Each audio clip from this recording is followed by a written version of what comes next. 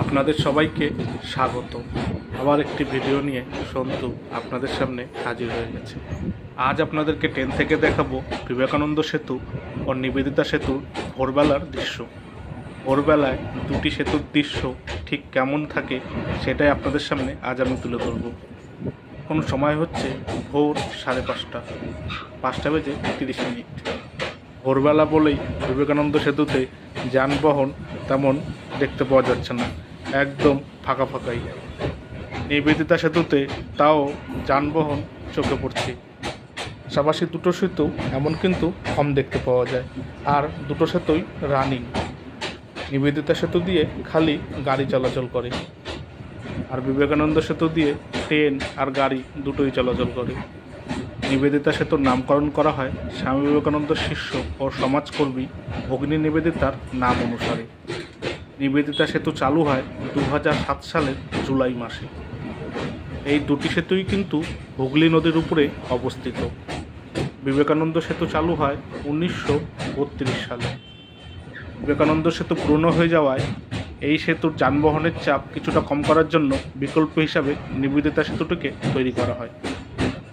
এই সেতুর একদম কাছেই রয়েছে দক্ষিণেশ্বর কালী মায়ের মন্দির। এই সেতুর মাধ্যমে উত্তর 24 পরগনা জেলা ও হাওড়া জেলা যুক্ত হয়েছে। কারা কারা প্রথমবার এই বিবেকানন্দ সেতু ও নিবেদিতা সেতুর নামটি শুনলেন বা দেখলেন কমেন্ট করে জানাবেন। কিন্তু ভোরবেলাতেও লাইনে কাজ চলছিল, এই কারণে ট্রেন এত ধীরে ধীরে যাচ্ছিল। ব্রিজের উপর দিয়ে যখন ট্রেন যায় একটা শব্দ হয়, এই শব্দটা শুনতে আমার বেশ দারুণ লাগে।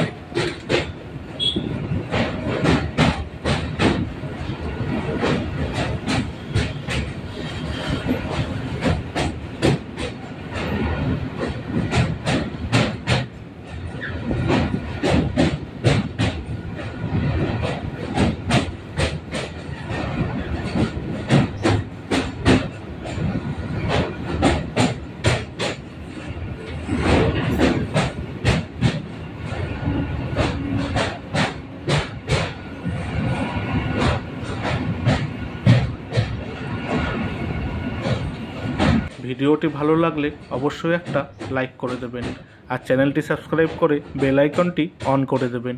তাহলে আমি নতুন কোনো ভিডিও আপলোড করলেই সবার আগে নোটিফিকেশান আপনার কাছে পৌঁছে যাবে। এই ভিডিওটি আপনাদের কেমন লাগলো মতামত কমেন্ট করে জানাবেন, আর ভিডিওটি ভালো লাগলে শেয়ার করে দেবেন। ভিডিওটি এখানেই শেষ হলো। আপনারা সবাই ভালো থাকবেন, সুস্থ থাকবেন আর সাবধানে থাকবেন, আর সর্বদাই আমার চ্যানেলের সাথে জুড়ে থাকবেন। টাটা।